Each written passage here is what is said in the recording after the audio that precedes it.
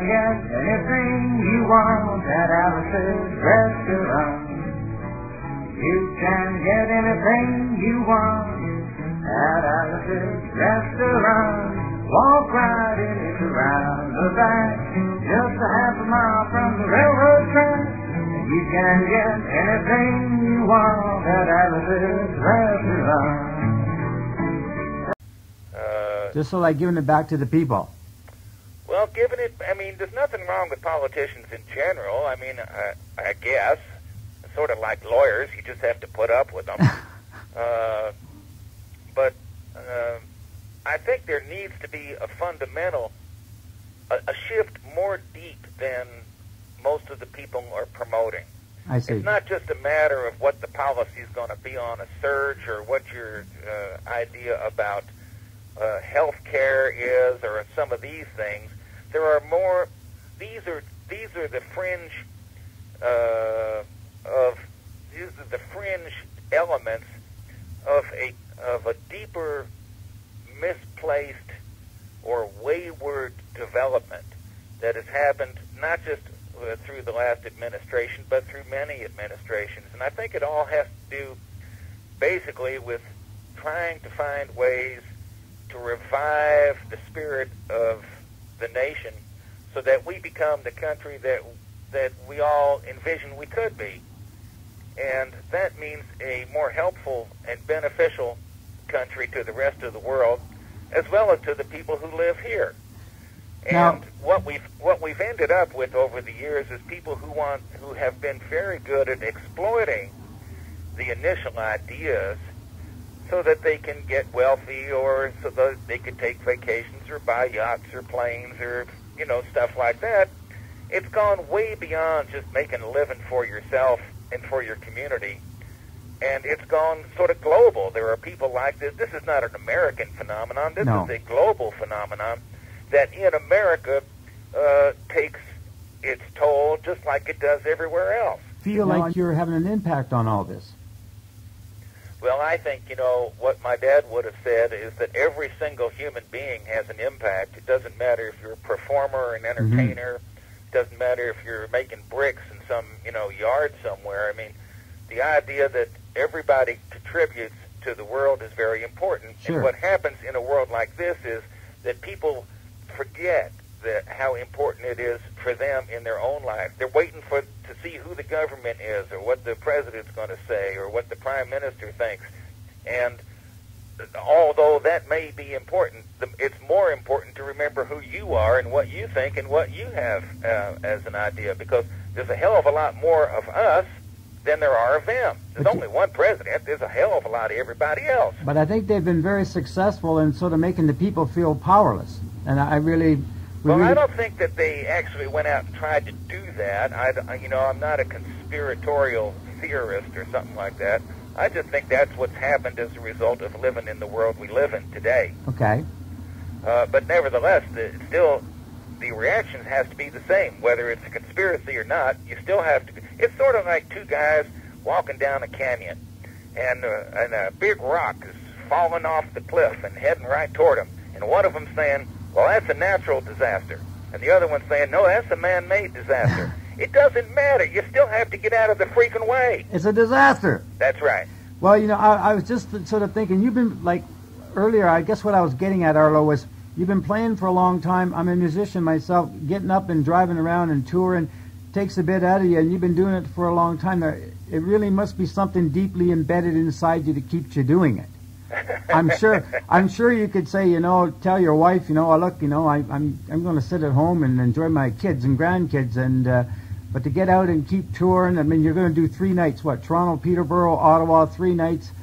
I mean, that's a lot of work. Well, you know. And then you're doing it solo, so that's even, you got no band to hide behind. Yeah, that's the only problem. Yeah. I don't mind the work. You know, that's just what I do. And for me, it's a lot easier for me to do it than somebody else. Yeah. So just like it's a lot easier for some people to be smart than it is for others. I'm not going that route. So I'm just going to be me going around doing these shows. And you get used to it after the decades of doing it. It becomes easier, and we do it right. We're not crazy people. We don't drive all night and play all day. We take our time. Well, not these days. Well, you know what I'm saying. I mean, we figured out how to do it so Yes. that it's doable. You know, one of the greatest memories I ever have is I turned on PBS one time. I'll be 48 years old soon, so this would be about 30 years ago. I remember I was watching you on PBS with Pete Seeger, and you guys stepped up to the microphone. I think it was at Carnegie Hall or something. I heard you go, "Amazing Grace." I'll never forget that the way you sing that. You know, the way you do the Hobo's Lullaby, and of course everybody knows the city of New Orleans. But I'll never forget the way you stepped up to the mic. It's just one of those things as a fan, you know, that something you remember, and you have that incredible, what do you call that, denunciation or whatever. You have an amazing voice. Well, thanks. You know, there's a lot of those songs I can't really do anymore. I mean, my voice is lowered about an octave from when I started about 40-something years ago. But, you know, we still, there's enough of them where I can get around to doing, you know, what we do. All of these old ballads, all of these old songs that give you the history of who you are and where you came from and what your folks were like. And these are the treasures that you pass from generation to generation. It's not that the textbooks are always wrong or something. It's just that it's not everything. That's right. You and know, there's more in the songs to hand down, because it gives you the feeling of who they were, not just the facts of when they were born or something like that. Sure, yeah. Because we know where the idiots are going. You know what I'm saying? The money that we spend here in this country on the battlefields and where idiots of all nations meet is well documented. But where is the money spent on just regular people? Where do the regular people go? Where do the people that just want to get along, no matter what their religion or their language or their tradition, where do they go? There's not enough of those places. And so this is just one more little building in a world filled with people that you can count on to be just regular. You know, it seemed as if those places were disappearing, like somebody had disinfected the world with all of the goodwill and all of the good stuff. But we ended up being sort of like super germs. Yeah. You know, where you can spray the Clorox and the cleaner on it, but there's always a few germs that just refuse to die and go away. And you keep cleaning it with the stuff, and those germs get stronger and stronger and start spreading, and you can't kill them. Well, that's what it's like. It's the spirit. It's being a human being and having all that kind of spirit. That's the stuff that's going to keep going, and it's moving through the young people. You could feel it in the world now.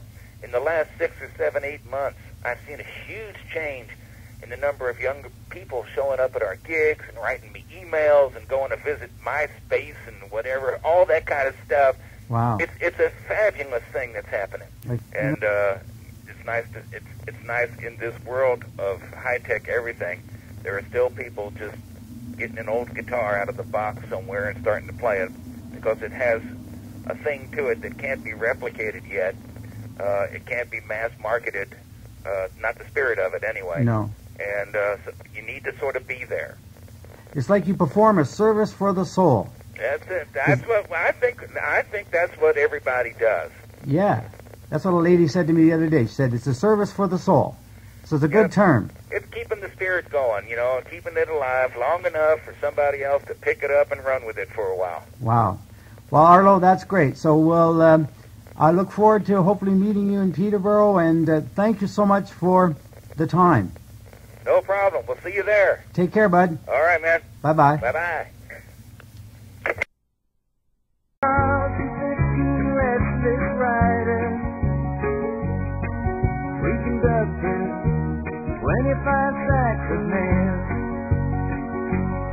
All along the southbound Odyssey, waiting for